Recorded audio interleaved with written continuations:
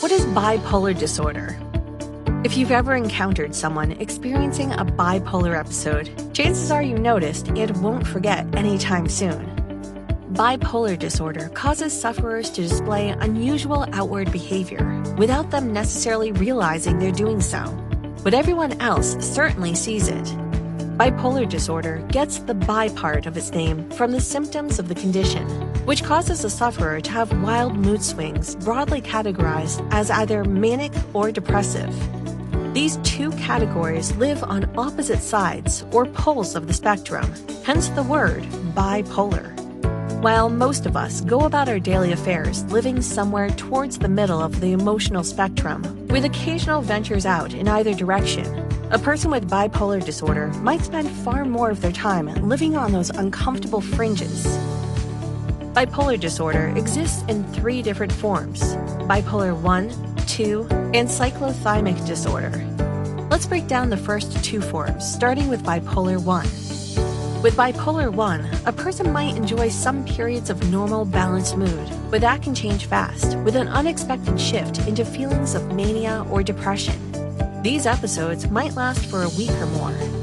During a manic episode, they'll sleep less, talk more, a lot more, have a hard time focusing, and maybe come off as narcissistic.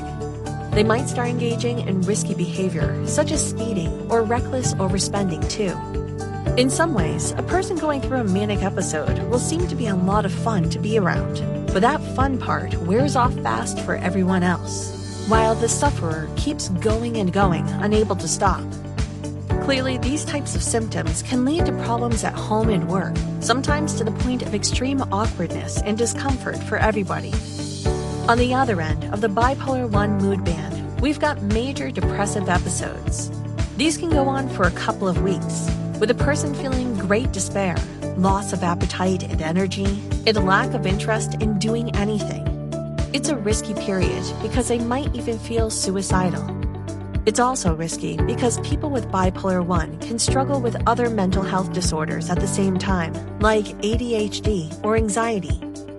Bipolar II disorder is the next category and is essentially an abbreviated version of Bipolar I. With Bipolar II, a person might go through a less severe hypomanic episode. That's shorter, it has less direct negative impact. With a hypomanic episode, a person can still generally function.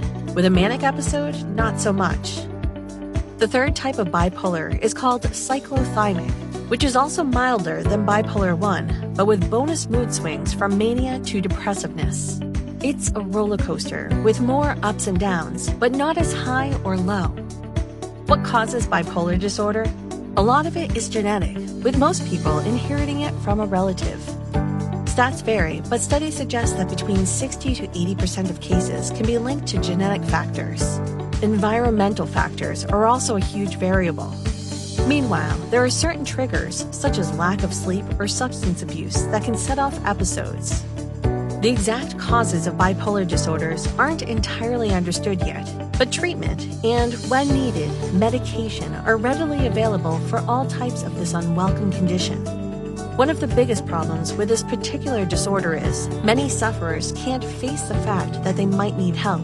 They can quickly get defensive or call someone out for gaslighting them. Ultimately, the only way to tell is by seeing a medical professional who can make the diagnosis and explain an effective course of treatment.